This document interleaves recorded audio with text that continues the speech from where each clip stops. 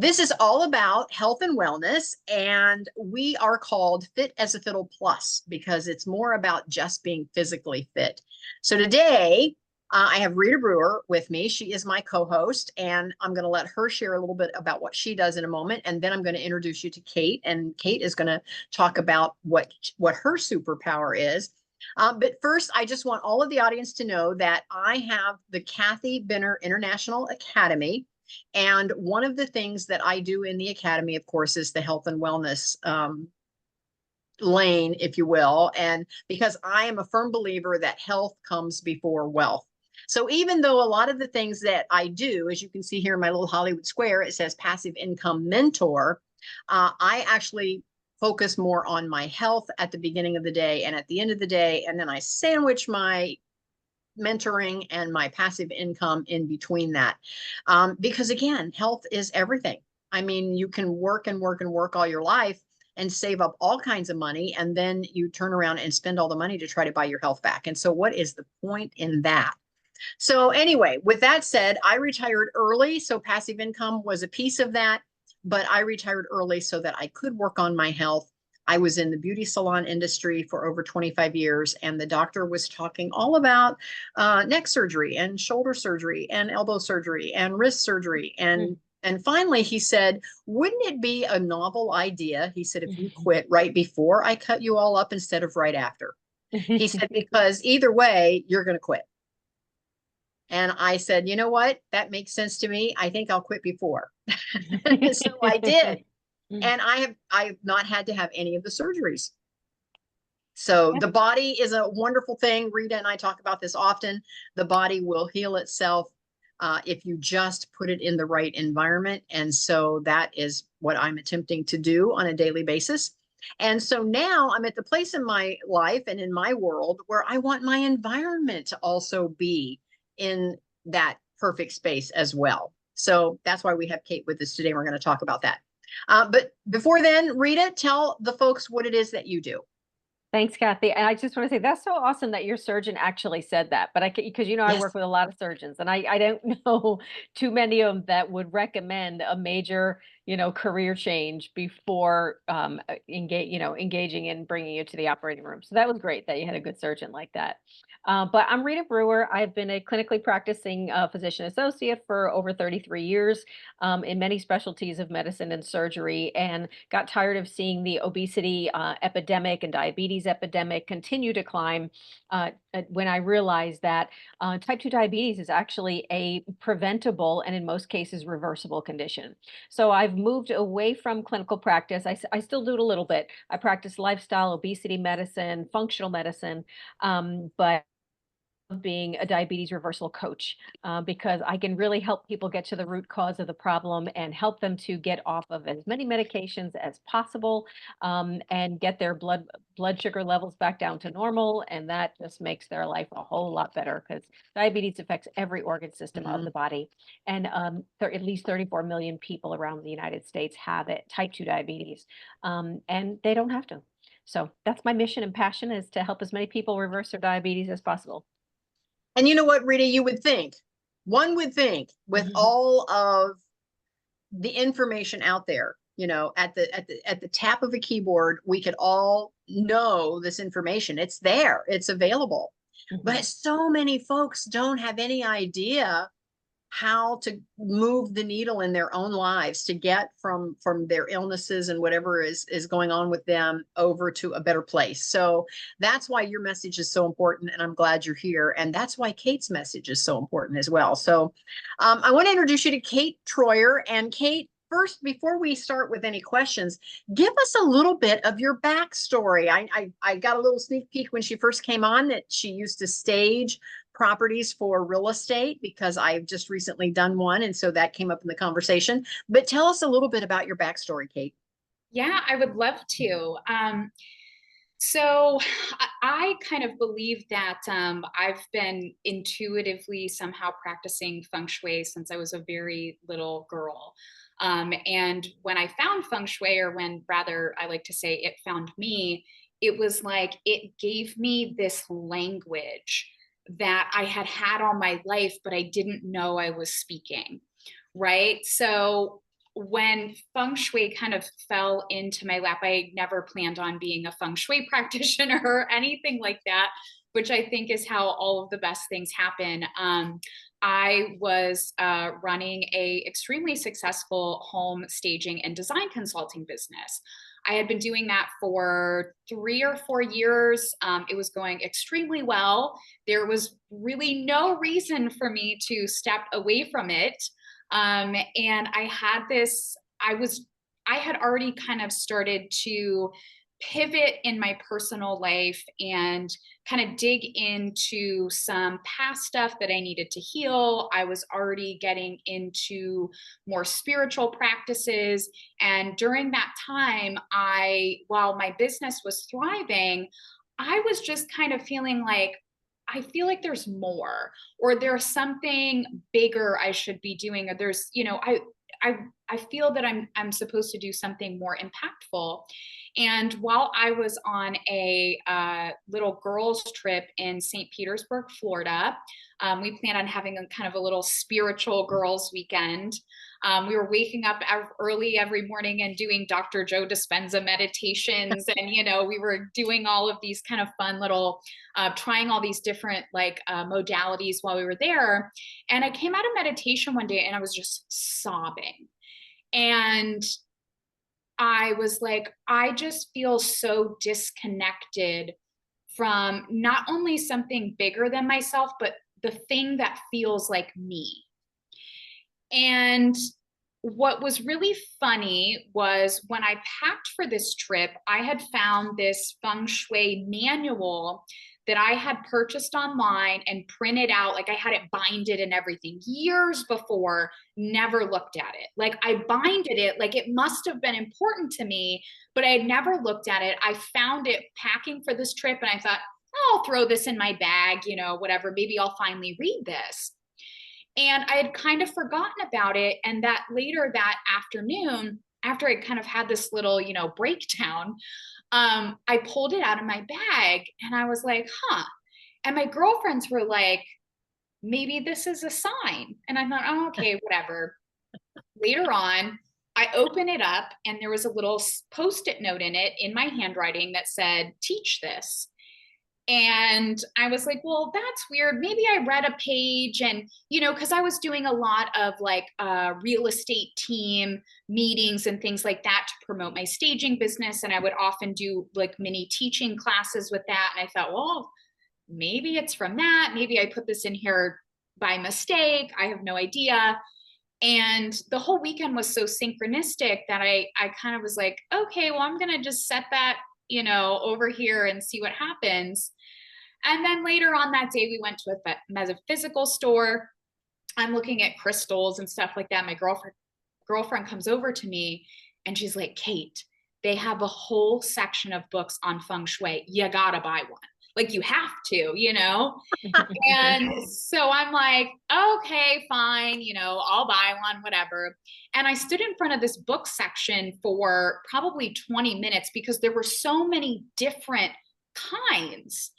And I didn't know what I didn't know. And in true me kind of fashion, I just bought every book that they had and took them all back to the That's too funny. I was like, I don't know. And I loved you. Funny because a couple of those books I've never even opened. They didn't resonate with me at all. And I think I've given them away. But the first book that I read was The Western Guide to Feng Shui by Katherine Collins. And within the first 2 chapters, I was literally hooked. And that's when I had felt like, wait a minute, I have been doing some form of this my entire life. And oh my God, I feel like I have this language. Like I felt so understood in a way that I never had before. And so I'm like, I need more from this Katherine Collins woman. Like, where can I need to listen to stuff. And so I looked her up on YouTube. I found nothing. And the book was written in the 90s. And so I was like, well, maybe she passed away. Like, I don't know. So I Google her and I happened to find out that she has her own school, the Western School of Feng Shui, which is a form school type of Feng Shui practice, and it is more intuitive and built a little bit more for a Western society. And what was another synchronicity to layer on top of that was my girlfriends and I were talking about taking a trip to Sedona over my birthday that following September. And when I looked at the courses they provided, it started online. And then there was an 8-day kind of finisher to the program in Sedona the week of my birthday, later that year. Nice. And it was just so. And you're like, this has to just happen. Yeah. Literally within 2 days, I signed up for the courses. I decided to get rid of the staging portion of my business, which was the majority of my income. It was the majority of my clientele. Wow. I just felt so pulled to it. And I'm kind of that person when I get into something, I'm an all-in kind of person. And I just wanted to immerse, like I wanted nothing more than to like keep going with my internal and spiritual practices and just open myself widely basically to feng shui. So I started studying and doing courses, and I read, I don't know, over that summer, probably 25, 30 books. I was listening to lectures. I was playing around in my own house. And that was really, it just kind of like overtook me when I found it. And my mission that has been built out of that was that when I was getting certified, I'm like, okay, why is this not more popular? Like, how do more people not understand this or even know what the heck it is? And I realized that the way it's spoken about is often kind of esoteric or a little superstitious, or a lot of words are used that people are not used to hearing. And it's very normal for us as humans to, like, when we hear stuff we don't have a reference point to, we just kind of tune it out. We don't want to know more because we don't want to feel stupid, or, so on and so forth. And so I decided at that time, I was like, I'm going to be the person that makes this something that anyone could understand, whether they want to keep it at a foundational level, which to me, just the basic foundations will forever change how you live and co-create with your space, with your home. Or if you want to, get super crazy like me and dive into it and get really, have a more spiritual practice with it, I just feel like it's such an amazing resource and a support system that everyone has and everyone is using. They just haven't learned the language of how to interact and play with the energy in their space. So with you saying that you wanted to be the person that can explain it so that everybody can understand it, for some of our audience, I'm sure they're like, I've heard of feng shui, but I'm one of those people, I don't really know exactly what it is. How can you give us an overview so that our listeners know what feng shui actually is? Yeah. So depending on what you've heard about feng shui, I do want to start with saying that there are many different forms of feng shui. Right? So you could hear conflicting information depending on the country of origin, depending on the personal practitioner. So I like to explain feng shui like this. It's really just a practice that helps you understand that your home is your mirror.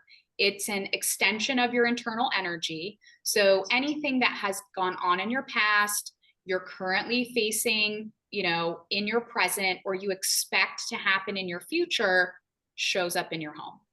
So just like we always hear, thoughts create things and we create our own reality, it's basically just another take on that. And it's focused on your environment or your home space, right? Your home is a story and a reflection of you. And so at its base, that's literally what it's all about. And to me, just knowing and thinking about that alone completely changes the way that you look at your environment, right? Because you're like, oh, you mean I don't just hate this because I hate it? Like it's a reflection of me, or I don't just feel really good in here because my home's just naturally amazing, right? It's because of me. It's a reflection of me. I think that just makes such a difference in the way that we start to interact and think about our space. Very interesting because, again, I not only I sold insurance over the years, I was in and out of people's homes. You know, in the real estate industry, I'm an investor, but I'm in and out of different houses, looking at different properties. And oftentimes, especially when, as an investor, when I'm looking at properties, oftentimes there's already a tenant in place. And so we've gotten permission to go in and look at the unit because we're thinking about buying this fourplex or whatever, and maybe a couple of the units are already rented. And I'm just amazed at the different spaces that I go through, and I have a tendency to, when I get back out to my car, I'm like, how can people live like that? How? But they do. Yeah. And they really don't know. They don't know what they don't know. So my biggest question about feng shui, and I'll have to admit, I'm totally ignorant of the subject. I'd love to know more. I I love that, actually. I've looked through your website. I plan on learning more, but my biggest question is, what comes first, the chicken or the egg? Yeah. Do we feel and think and process a certain way, and so then our environment mirrors that? Or if our environment is out of control, does that then change how we think and process? I mean, what comes first, us and our processing and thinking, or the space? Okay, that's such an amazing question. I don't think it's like a necessarily what comes first. I kind of see it as this continuous cycle, and one can affect the other, and then we get in the motion, right? I will say that when you're moving into a new space, right? When you find a new space, you typically attract the frequency or the vibration that you are at, right? So if you're here, you're most likely going to find a home that is here, but you're probably not going to align with something that is up here in frequency, if that makes sense. And that's not good or bad, right? That's just an observation. And I think too, there's also this level of control of environment, and I'll use my personal story as an example here. So growing up, the reason that I'm so passionate about what I do and how I believe I've been developing this language of my own since I was a little girl is because I grew up in a really tumultuous family relationship. And the one thing that I basically had control over in my life was my bedroom, and my mom didn't care at all about our living space. It was very dirty, it was very chaotic, but I was allowed, I say allowed, I just kind of took matters into my own hands to clean, to rearrange stuff, you know, and she often didn't like when I did that when she was gone at work or whatever, but I still did it because it was like my outlet for creating some sort of stability and normality. Yeah. And it was like, okay, if my environment feels like the environment of my friend's house or what I've seen on TV, in my mind, I can pretend like I'm having a normal, safe childhood, even though I very much was not. So I think that what I like to say about this is we often, I think as a kid, it's one thing, but when we are adults, we have to understand, and this is something that I have grown to understand as an adult and working through a lot of trauma and things like that from my childhood, is that we are actually the ones in control of our life and therefore our environment. And so as much as we may want to blame our environment for, you know, what's going on in our life, chances are is we created that environment, and now the state of it is kind of keeping us stuck. And unfortunately, and this is easier for some than it is others, I actually think Feng Shui is an amazing practice to couple with therapy, any type of therapy, whether it's like healing that you're doing or talk therapy or whatever that is, because it helps you work within something physical. And I know that was, something personal for me, was that because of the way I grew up, I was not very grounded within my body. And it was funny that my Feng Shui practice was kind of like the gateway for me to get more in touch with being in my body. Because I think for people, especially kids that go through trauma that can't control anything, and we often find ourselves escaping and kind of, living up here, we're really good at disassociating. So it's hard to tap into what's going on inside, because anytime something remotely bad happens, we just disassociate, right?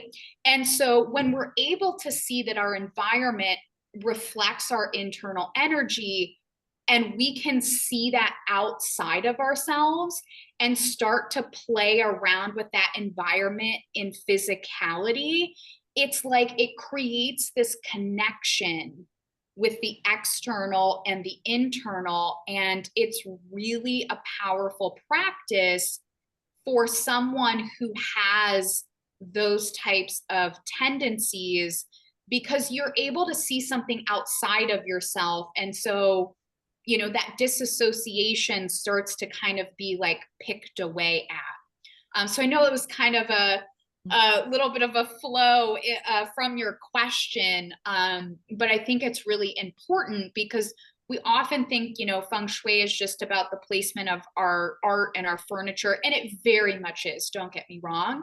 But I think there's this deeper level of practice that for certain people can be extremely, extremely beneficial. Well, you mentioned, your energy. So, and you said, like if you're here and you're looking for a new environment, you end up like in here. How can you actually raise your energy, and can you raise that through Feng Shui? Oh, I definitely think so. So, something that I relate very much to what you said when you started was kind of bookending your day with taking care of you, right? So to me, having that morning routine and that nighttime routine that is all about what I need to feel really good, and that's going to be different for everyone. I think to me, that's a really great starting point for anyone that wants to, raise their energy and be in a better place. Unfortunately, in our society, we're taught that doing things for ourselves is selfish and we shouldn't do it. We should just devote everything to others. But, it's really hard to pour into others when we're completely empty. And so, especially if you're working from a space of, your whole life, other people have emptied and have emptied you, it takes time to really fill up your own cup. And what I found from my own personal practices and then working with clients is that you really have to start with you. And so I would recommend to anyone, a book ending is really great, that morning and night routine. But if that feels too overwhelming, pick one or the other. I would recommend morning, because it's starting you off on a really strong foot. And again, that can be, for me, my typical morning routine, I spend a good 4 hours with myself, sometimes 5, before I really get into my day of being with others. And that's something that like just feels really good for me. That might feel really overwhelming to someone else, right? So I think starting with something, I can't stress learning some form of breath work or meditation enough. I think it's really important to start your day just, getting into your own body. Maybe that's yoga, maybe that's journaling, maybe that's sitting with your cup of coffee in silence 10 minutes before your kids get up, and I think too, like knowing that you're going to have to change your lifestyle a little bit to promote a better energy. Like, a lot of people, well, I can, or I want more sleep. Well, you might have to get a half an hour less sleep at first to start pouring in and giving back to yourself. So I think giving back to yourself is the first thing. And so to me, when you're talking about creating a routine for yourself, especially a morning routine, chances are you are going to be doing some, if not all of that routine within your home. So, for example, if you want to get up and meditate, or you want to get up and journal and whatever, it's extremely important to have a space to do that within your home that makes it really easy for you, right? So if you have to set up a space, or your home feels chaotic or whatever, you're going to be less likely to do the thing because you're not prepared for it. So, going on with the meditation example, let's say I want to meditate as soon as I wake up every morning. I want to roll out of bed. I want to go to my comfy place. I would say you need to set up your meditation area. What are some things that you like to have for meditation? And if you're new, maybe it's nothing. Maybe it's just your headphones, right? And a candle to light because, it's dark out when you wake up, and that gives you a nice ambiance or whatever. But maybe it's just your headphones. Okay, so where would you like to meditate? Where's a space in your home that feels good to you? It could be a very small little corner. It could be on the floor in a corner in a random room. It doesn't have to be this entire space. It could be, but I think finding that, hey, where do I feel the best? And if there's nowhere, okay, I need to create a little corner that feels good to me. Throw a candle there, throw some pillows on the floor, like whatever it is.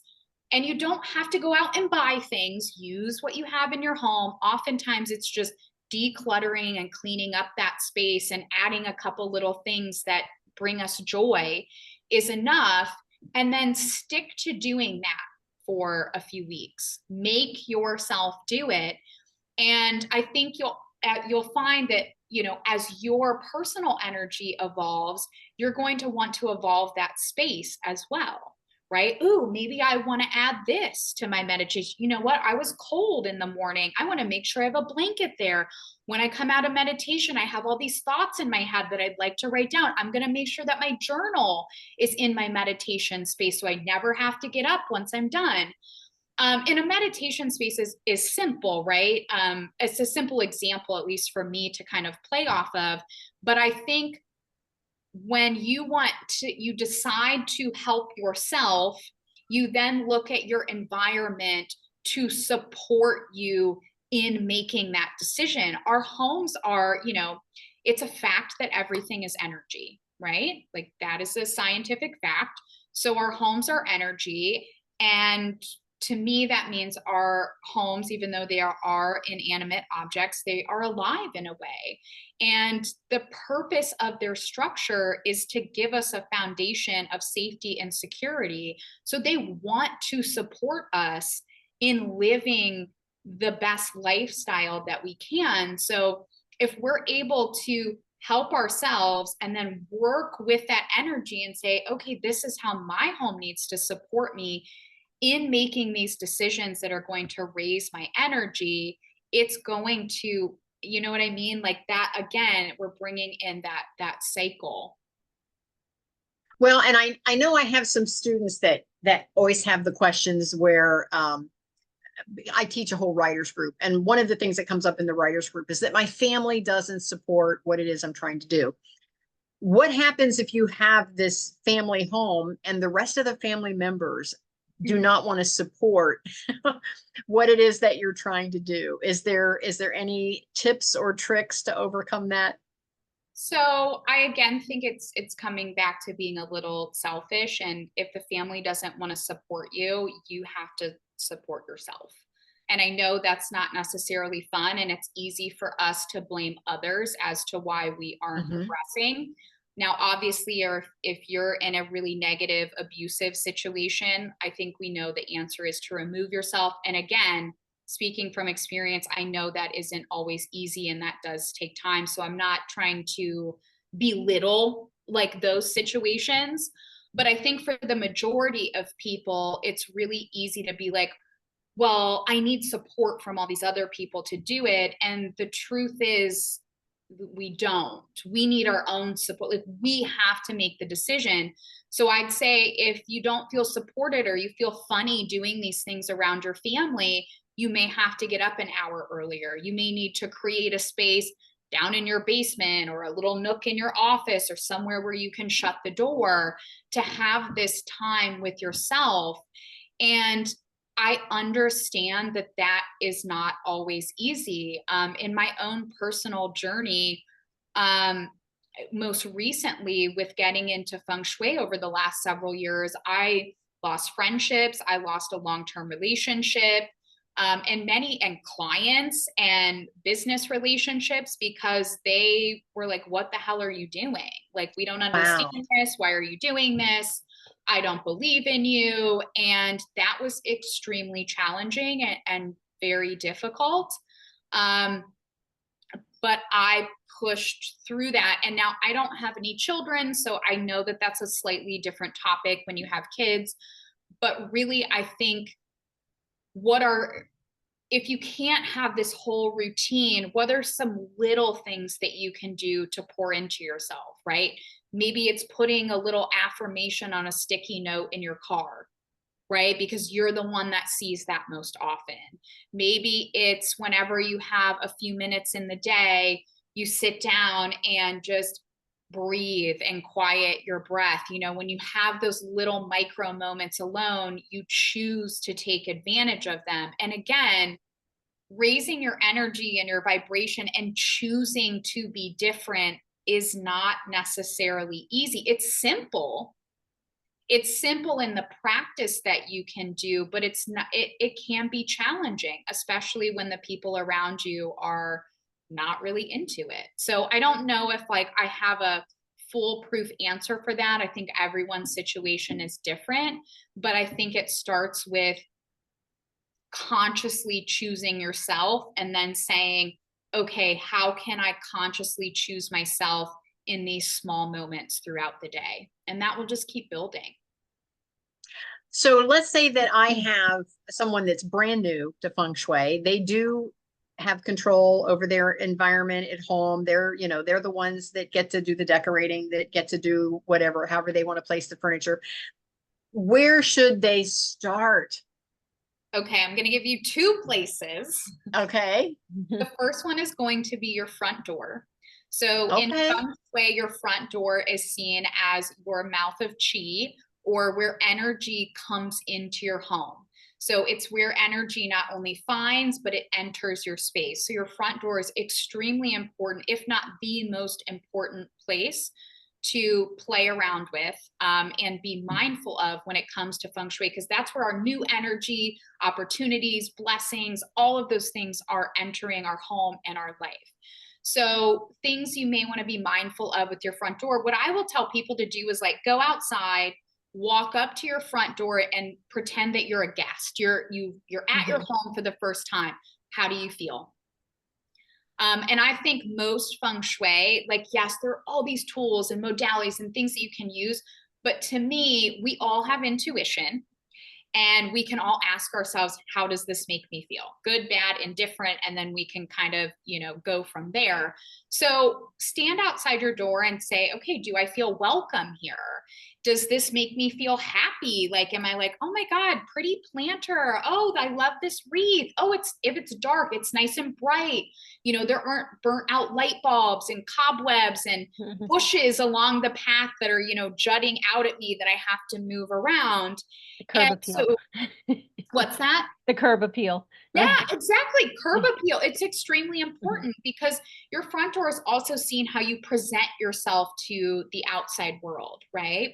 So I think that's a really good place to start. And it's the easiest place to start. Like, it's just your front door, right? It's what's leading up to your front door. And also ask yourself, are you using your front door? So many of us, and myself included, we go in and out of the garage, right? Because that's where we park our car and we come in. There's absolutely nothing wrong with that. I'm not telling you to park in your garage and then get all the way out and walk to the front of your house. But you should be mindful of utilizing your front door, if not every day, several times a week, whether it's to get the mail or if there's no reason for you to open your front door, make a habit out of opening it in the morning and just, being like, oh, thank you.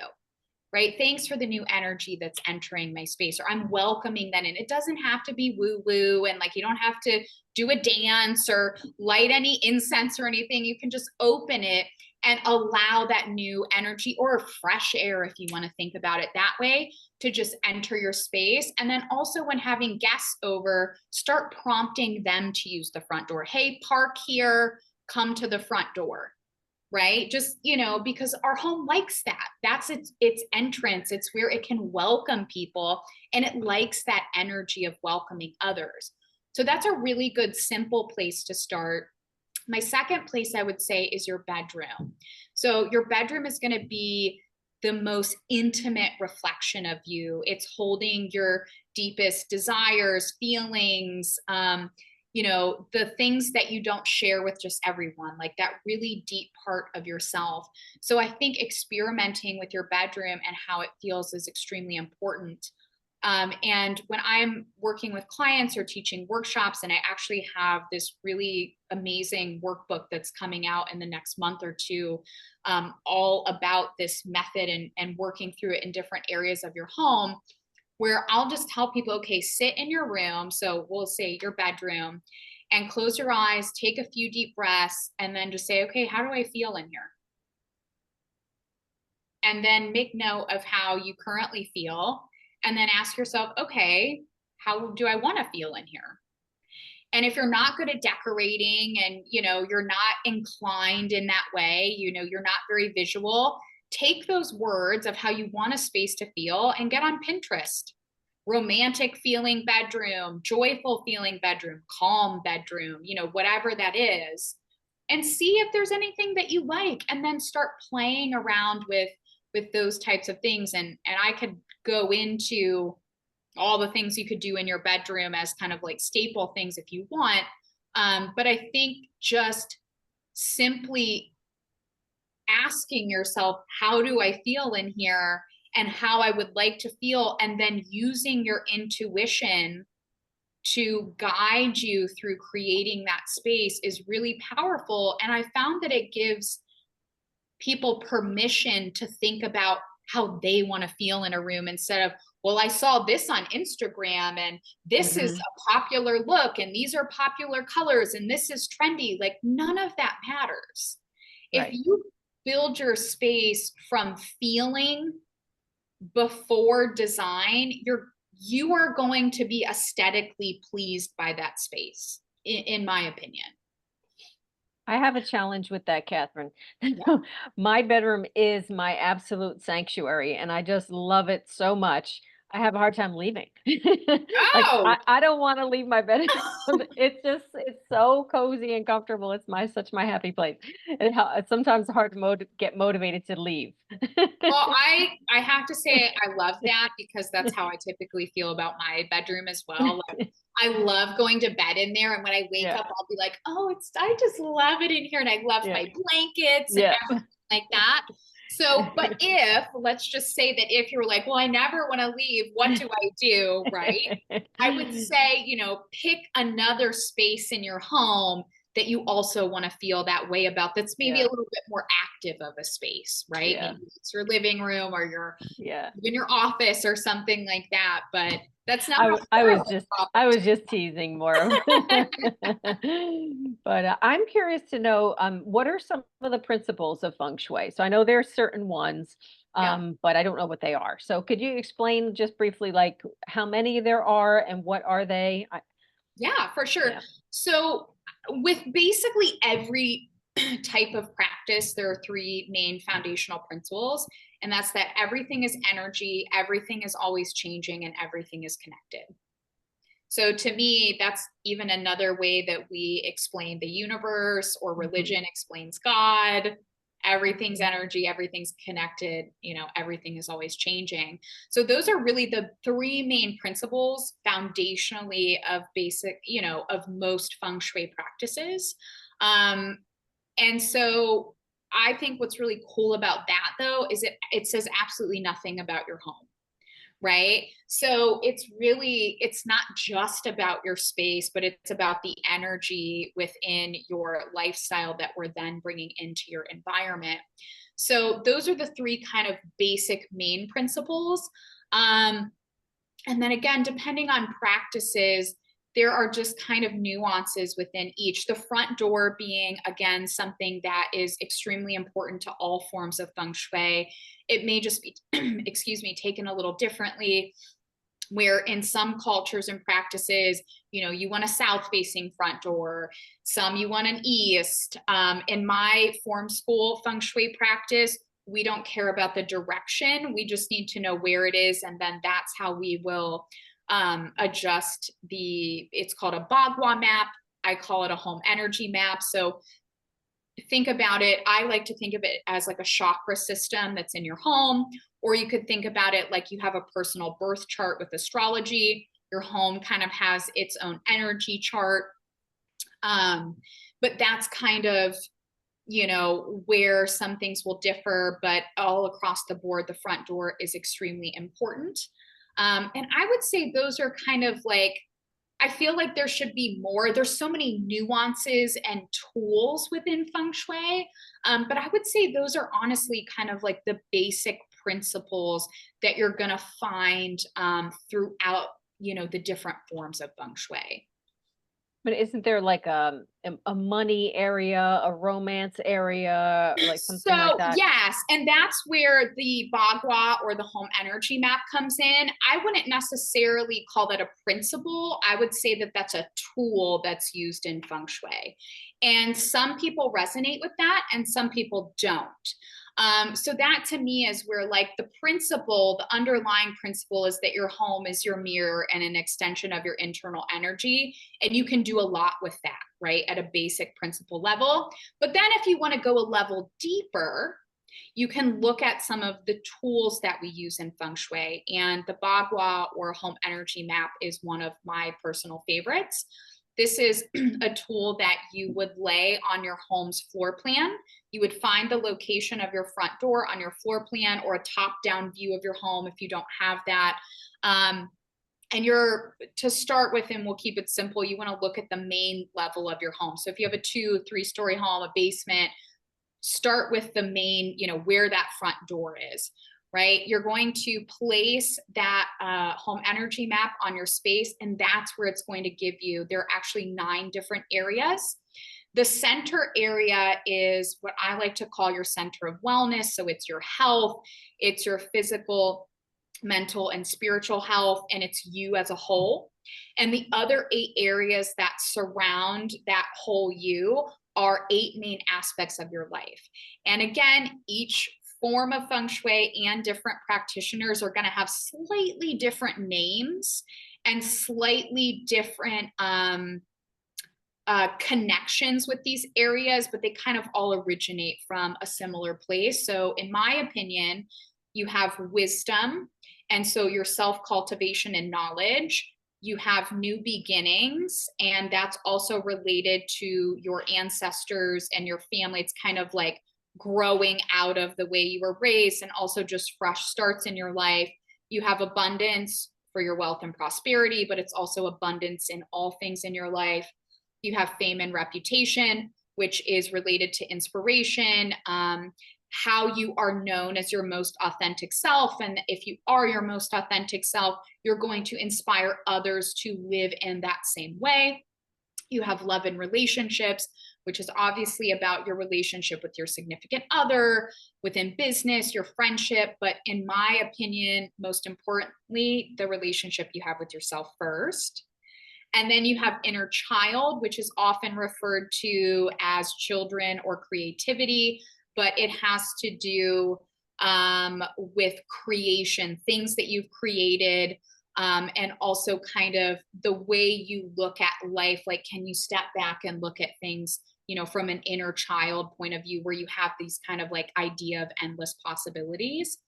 And then synchronicities, which is also referred to as helpful people. So think synchronicities, think being in alignment, having the support of something or someone outside of yourself, right? That you maybe, that just is kind of like comes out of the blue. And then finally we have life path, which is heavily related to your career. But if you don't have a career, that's okay. It doesn't mean that you don't have a life path, but it's really about kind of the overall trajectory of your life and is very much related to your intuition. And I have this whole theory too on each one of those areas being related to our chakra system. So like if you're working within a certain area, or you know that you need help in abundance, working internally with your root chakra is something that you can kind of do to get that internal and external kind of, circle going. Well, I have a question about one of your concepts called tap into your shui. How is that different from the traditional feng shui?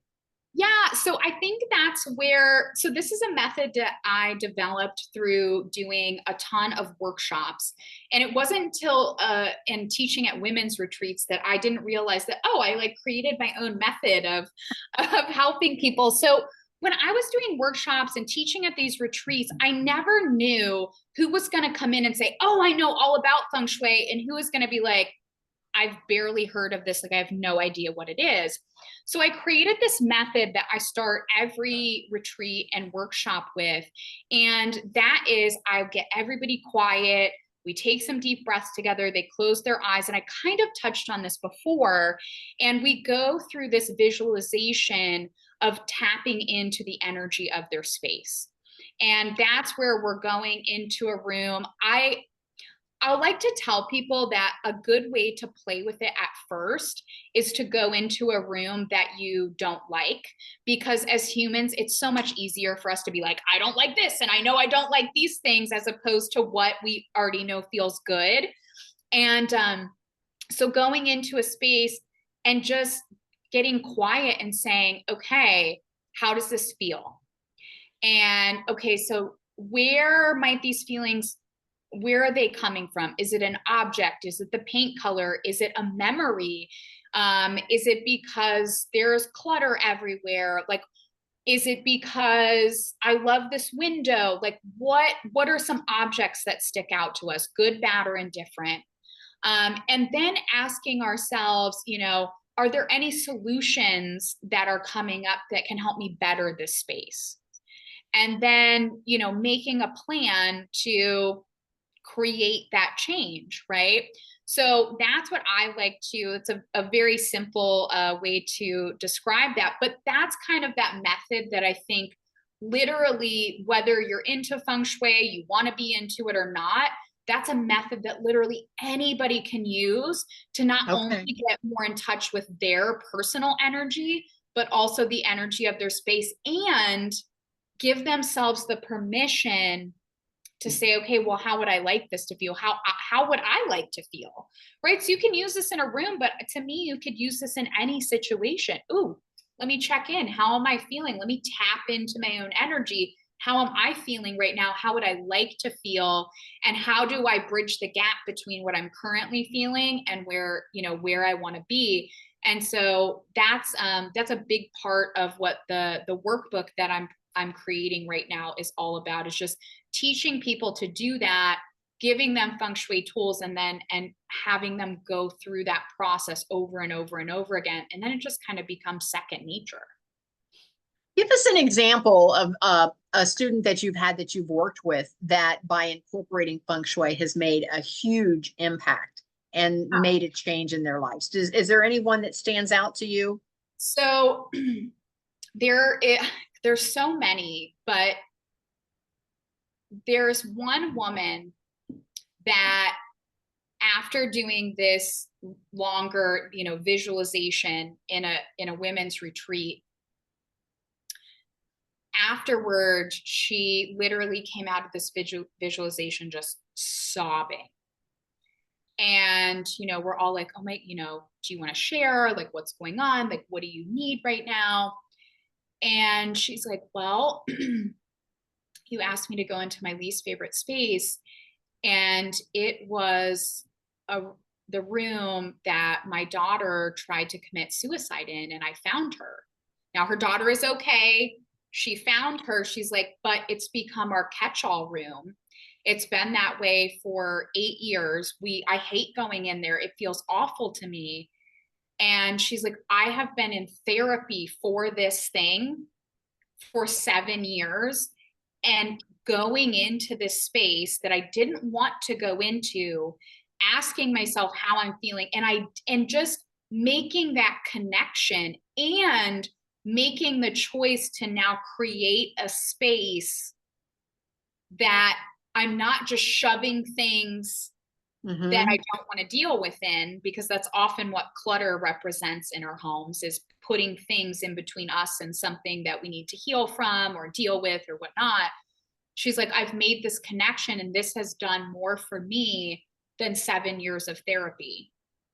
And that was one, huge. And two, I've seen her go on in the last couple of years, because we've stayed in touch and, you know, we're friends on Facebook and everything, where her life wasn't bad before, but I've seen her come out of her shell and start to put herself in positions and do things that she's always wanted to do, like be in plays and just in drama and things like that, that like she had kind of done at some point in her life, but she's just kind of fully embraced and is really thriving, and also has a better relationship with her family and her husband after getting to kind of like the root cause of this problem.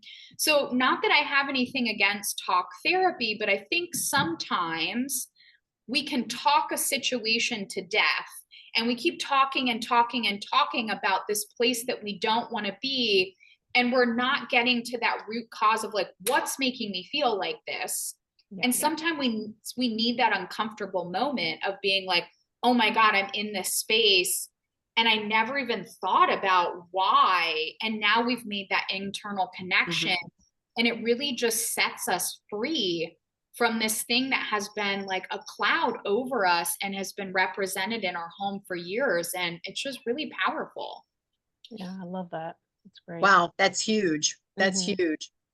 What happens when you have a client that lives in a very tiny space, and of course they see all of these HGTV shows where the spaces come out beautiful and decorated beautifully, but yet for them to be practical, they have to have a lot more stuff than maybe what they even want to have in that space, because it's such a small space. And one of the things that I'm thinking about is I would love to have a flat in New York City, because I love New York. But I can't afford a flat in New York City, but I might someday be able to afford a little efficiency flat. So with an efficiency, you know, you get the little corner kitchenette, you get the little bathroom, and then you have one room to be your living room, dining room, bedroom. It's all in this little tiny flat. How do you incorporate feng shui into that kind of a space? Well, I think you have to be willing to part with things that you don't actually need. And no one wants to hear that, but it's the truth. And you know, we can't live in a space that's so jam-packed that we have no room for anything new to come in. Because again, that's symbolizing our ability to welcome new things into our life. And if we're so filled up, we might have all these wants and desires, right? But it's like, okay, they're right here, but like, you don't have any room for them. So they're just going to hang out here in the ether until you make some room, right?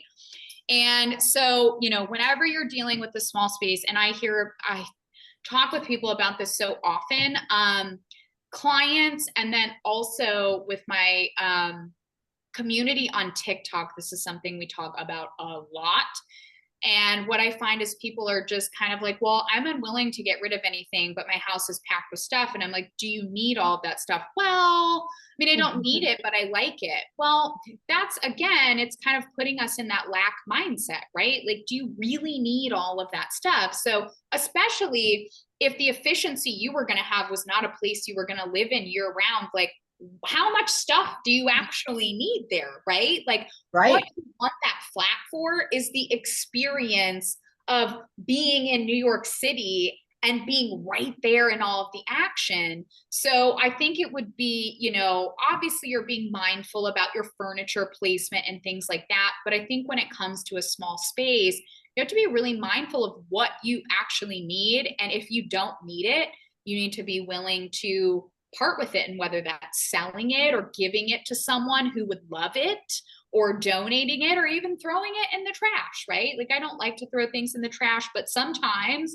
for some people, I'm like, if you're in that mood to purge, just like go with it, because that's when you're going to be the most likely to fully get rid of stuff. But I think that, you know, in our society, we're taught that like we need, and we need to have all the things all the time.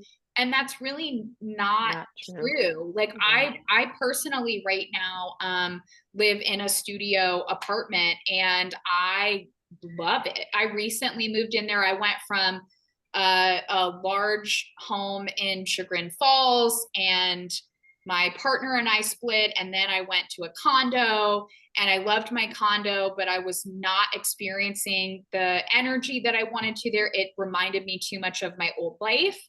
And when I moved out of there, I said, I'm taking a couple months to kind of travel a little bit and stay with friends and kind of whatever. And I sold everything that I owned, and I loved my stuff. I loved my stuff very much. Like, it was not easy to make that decision, but like after I did it, I was like, oh my God, I'm so free, you know? And I think the idea that like, the things that we need when we need them will always be there.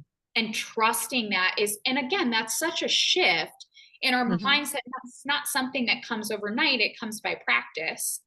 But I think just, yeah, being willing to like actually live with what you need and kind of take yourself out of that mindset of overconsumption that we're just fed constantly. We need every gadget, we need every tool. Like, if you don't use something every few months, like, chances are you probably don't need it. There may be a handful of things, right? But I see it most often in kitchens. Like, we think we need every single gadget and all the things, and we use it once and we don't use it for 5 years, or we never use it again. And we've kind of gotten out of this like, okay, well, my friend cooks all the time, and like, I'm going to ask her if I can borrow this when I need it, right? Or if I really, really, truly need it in 5 years, I'll go buy a new one, you know, Right. that type of thing. Because by then mine would be in the basement on a shelf somewhere and I wouldn't be able to find it anyway. exactly, you'd end up buying something or figuring out how to do it with what you have. Like,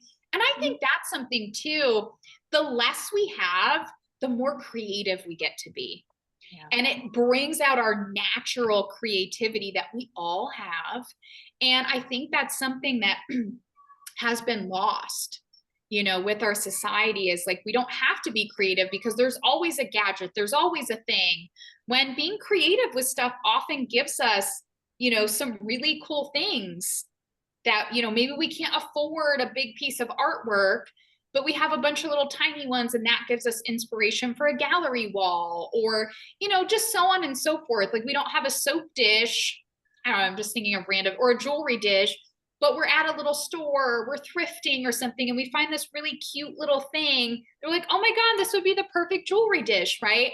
And that creativity also allows us to curate a home that really represents different facets of us and is filled with things that bring us joy. So I think, circling fully back around to that, being really mindful about the fact that everything in your home should serve a purpose, be useful, or be something that you're just absolutely in love with, really helps you to kind of just naturally pare those things down if you're willing to be honest with yourself.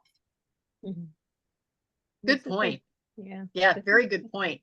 How do you see future home design kind of evolving, especially because there is growing awareness about being healthy and energy, and all of these things are coming to the surface? We're hearing more about it, we're reading more about it, we're seeing more about it. Do you think that's going to affect home design down the road? Yeah, I think it's already started to affect it. I think we're going to see homes and communities that are designed around wellness first, whether that's using feng shui or not. I think just the idea of it being designed around the wellness of the people that live in the home or within the community, we're starting to see a little bit of that. I think that's going to keep evolving. And I also believe that, not that there isn't a place for interior designers, but I see more people taking these things on themselves because they want to create a space that feels good to them. Yeah. Right. And that's why I think for me, creating resources and tools and little sessions or workshops or speaking engagements to help people get more in touch with what's going on in here so that they can joyfully bring that into their environment, to me. And I see that in many different industries, not just design, where people are going to be like, well, I don't need someone to do it for me. I want to learn X, Y, and Z, and then I want to have my own implementation of it. Like, I want the education or the knowledge or the resource, and then I want to create it for myself, because again, that energetic component of something is so much more when we're doing it for ourselves, or we're infused in that. Mm-hmm. So like, even when I hadn't done, added feng shui into my business yet, and I was still doing design consulting, which I still do. I make my clients pick out things that they like. Like, I'll listen to them. I'll listen to what they don't like. I'll give them ideas. I'll give them options for things. But I'm like, well, but what do you, because they're like, well, what do you think I should do? And I'm like, well, what do you want to use the space for? What colors feel good to you? What do you like? Like, I kind of force them, and I've always done this, to be like, well, I don't live here. So if you have this ugly lamp that I hate, that I look at and I'm like, oh my God, that's awful. But you're like, my grandmother had this in her home and I just love it. She gave it to me. I have all these good memories. My kid thinks it's so ugly, but I really want to keep it. But I've had so many people like, if you tell me you hate it, I'll get rid of it. And I'm like, this is your home, right? Like, you're telling me you love this piece. So now my job is to say, how do we bring this piece in and make it feel like it's part of the space, right? So that you get to enjoy it. So everybody's home and space is going to be different. So I think we're going to be seeing, and what I think my part in this is like spreading the word of like, let's look at how we're feeling and how we want to feel first, and then build the aesthetics on top of that, right? And I think we're also going to see less like decorative and more decorating with things that are useful, right? I think that's really important in places like the kitchen and the bathroom, and thinking about your home decor as kind of altar spaces or more intentional spaces, where you're putting things that really matter to you. Or, like, okay, in my kitchen, like, I don't need decor that I don't use. Again, that's like, remember all the jars of all of like the different peppers and yes. You didn't open them or eat them. They were no, they were waxed shut. They were just for show. And right. It was like, I don't know how many years ago that was, but it was all the rage, and everybody had those in their kitchen. Yes. Yeah. And your kitchen was the bomb if you had yes like that. I remember my friend's mom's having them, and I'd be like, and I remember after like several times of seeing them, I'm like, oh, they don't eat these. I remember as a kid thinking like, that's so weird. We had the big jar glass jars with dried pasta in it too. You remember yes, that? you didn't eat the pasta. Like, so to me, I'm like, do the glass jars with the pasta, but like, use that, that's like, or you're right, if you eat rice all the time, put it in there. Like, I think the things that you use most often should be out and accessible to you, right? So it's easy. It makes your life easier. You don't have to go in the cabinet and get it out and pull all these, like, it's right there. But you can create an aesthetically pleasing, like, you put all your sugars in a nice little jar, whatever, right. Things like that, but make it things that you use and that are easily accessible to you. Like, for example, I really love incense. I don't burn a lot of candles, but I'm a big incense gal. And I bought this cylinder pasta jars off Amazon, and I keep all my different incense in there that I use all the time. So like I can have them out on a bookshelf or something, like they're usually displayed, but it's because I can just grab them and I label them on the top so I know what they are. And like, so it can be part of my decor. I don't have to have a drawer of random incense. Right. But I use it all the time. That's a great idea. Yeah, this is really fun and informative. Katherine, tell everyone how they can get a hold of you. Yeah, of course. So obviously you can get in touch with me or find more information about me on my website, which is homesliceliving.com. And I can put that in the chat too. Homesliceliving.com. Home Slice Living is my company. So you can find all kinds of resources and things there. I did just switch my website over, and I've got it all together, but I've been tweaking it quite a bit over the last couple of weeks. I'm going to continue to do that, but there are resources, there are guides on, digital guides for like the home energy map and things like that. I do have the Play with Your Shui workbook that is coming out here in the next month or two. I keep thinking I'm going to be done with it, and then I get another idea and I add to it. And so it's, just becoming bigger and better, but it'll be out within the next month or two. I don't have this posted on my site yet, and I don't have an official link for it.